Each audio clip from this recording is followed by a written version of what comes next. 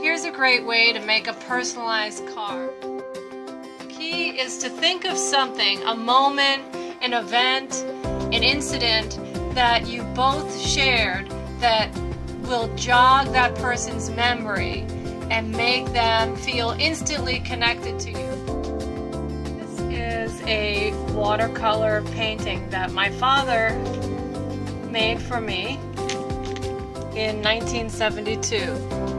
I was 8 years old, and he drew this for my birthday because I had acquired a little tadpole from grade school, and I brought it home, and my mom set up a little fish tank, and I watched it turn into a frog.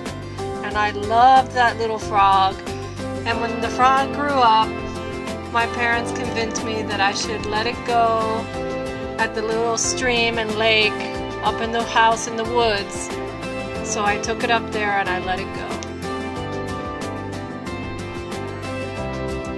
So 43 years later, I made him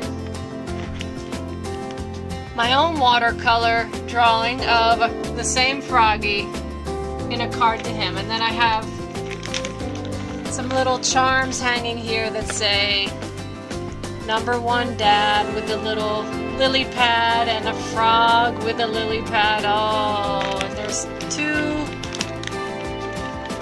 two streams of beads, one for him, one for me, together. And then on the back of the card it says, "Made with love by Amanda Hart and Arun." To Dad from Mandy. You were there for me from the day I was born, always having my best interest in mind. You're one of the most important people in my life, and I love you with my whole heart. Happy birthday, Dad. Love, Mandy. You don't have to be artistic or know how to do a drawing. You could just select an image off of Google Images. The point is to pick something memorable, jog their memory at a time, event, a place that you both were at, that you both shared a key moment that will take them right back to that instant and connect the two of you again forever.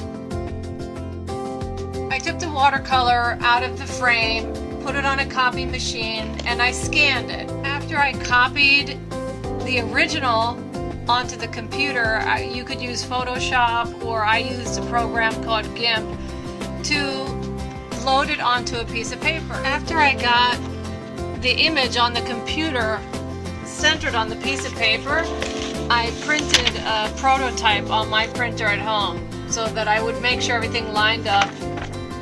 And then I put that information on a thumb drive and went to Office Depot and purchased a very thick, high quality, glossy piece of paper and had them print one copy, which came out perfect. I was able to check inside. You probably have to do a couple times.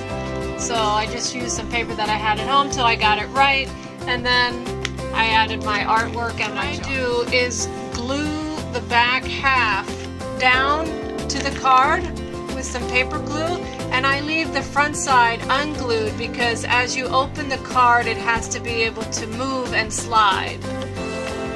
The back half is glued, the front half is loose. The charms are just beads strung on string, and I have 2 holes punched where I've threaded it through the card. A personalized card that you can make in a few hours. The heavy stock gloss paper from Office Depot was 25 cents.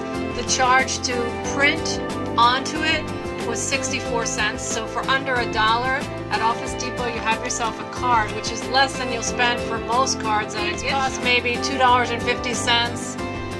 You know, and another maybe 50 cents for the green beads. The price of a card that you're going to buy at a Hallmark store, you can make your own personalized card. And remember, the trick is jogging on the memory of a moment that you've shared in the past.